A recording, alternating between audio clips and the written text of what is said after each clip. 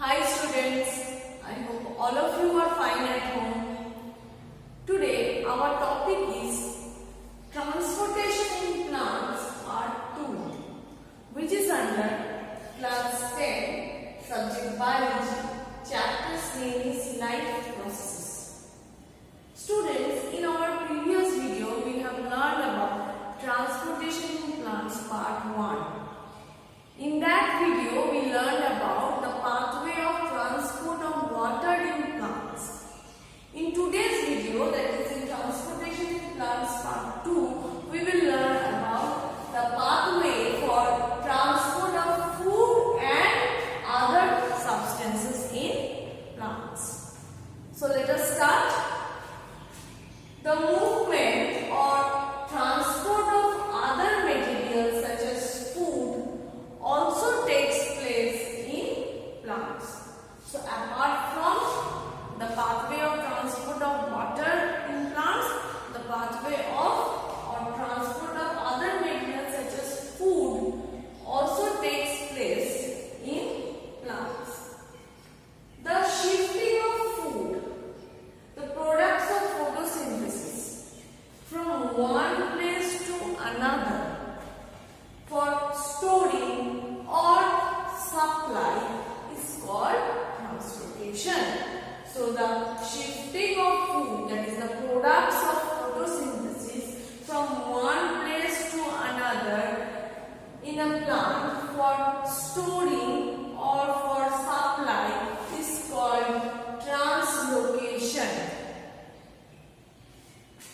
It is done usually there where the substances are in rich quantity, such as in leaves, and taken there where they have to be stored, such as in stem or roots. So I repeat again, the process of translocation, it is done usually there where the substances are in rich quantity, such as in leaves. Okay, and taken there from the leaves where the food is prepared, from there it is taken there where they have to be stored in the plant, such as in stem or roots. So the food from the leaves is translocated and stored in stems or roots. This usually happens during the spring season, when new leaves and new buds arises. During spring season, it is reversed. The process is just reversed. How? The stored food in stem or roots is taken to leaves and buds, where it is used for energy source needed for growth. We know that in spring season the new leaves and the new buds arises.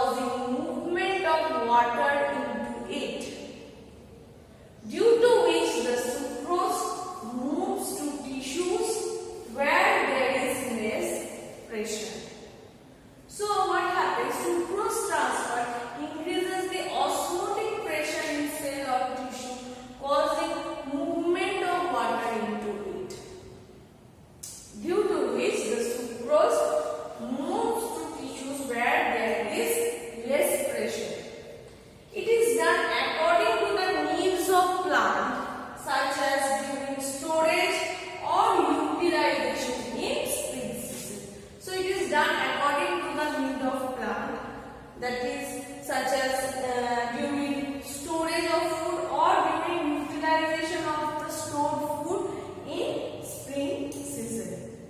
So students, here I have drawn the flow chart of the sucrose transfer. Okay, so you can see here the sucrose with the help of energy from ATP. With the help of energy from ATP, it moves to the phloem tissue, and during its movement, there creates an increase in the osmotic pressure in the cells or tissue, which causes movement of water into the phloem tissue. As a result of which, the sucrose can smoothly move to other tissues.